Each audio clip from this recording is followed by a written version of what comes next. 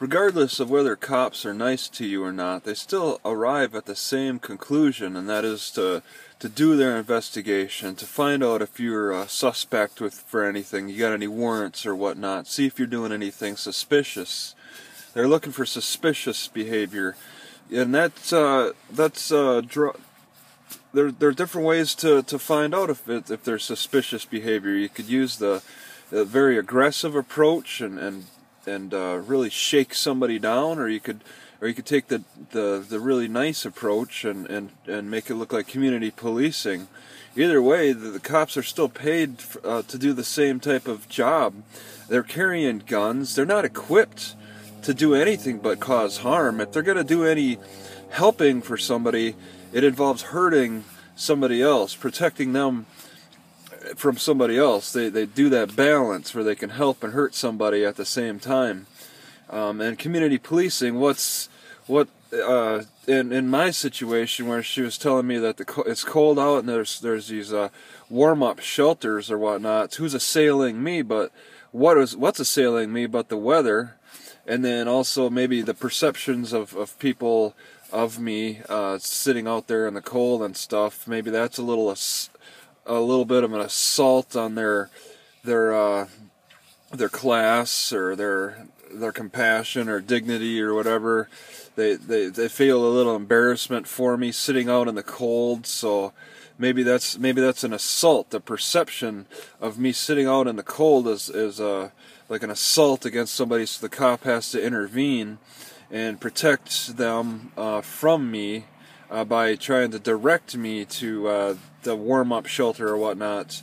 Either way, after the cop interaction where she did her community policing, had to tell me about the shelters, I moved my car to the other end of the Walmart parking lot. I didn't really want to do that because I'm out of range of the internet, but the monkey's got to jump.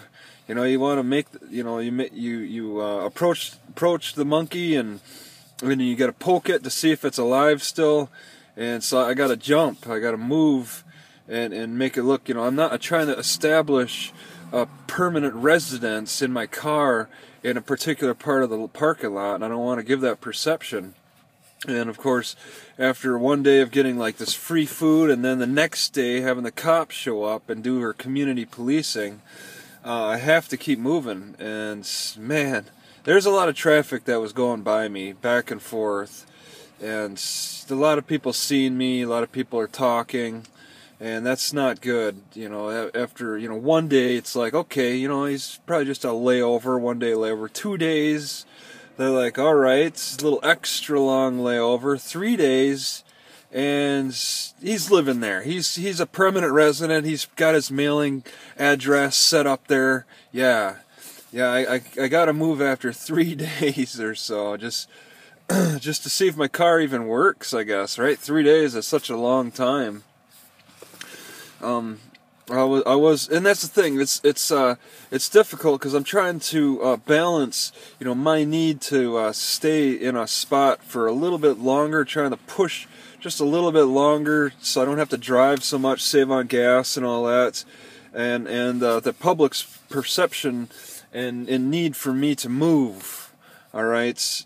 It's just like 2-hour parking downtown. The public has just congregated too much there. You can't hang out there for too long. They set their rules.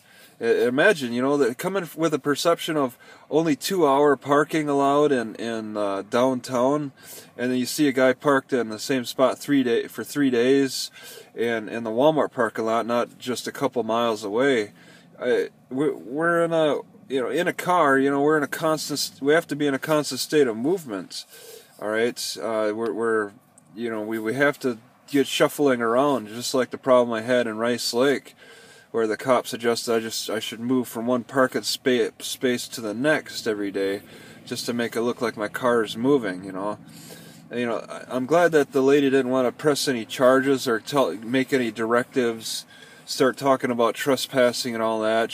She stuck with community policing, with her probing. She did a little probing, a little light probing, good for her, and just left it at that. A few more days if I stayed there, then yeah, they'll be like, okay, what's really going on type of thing.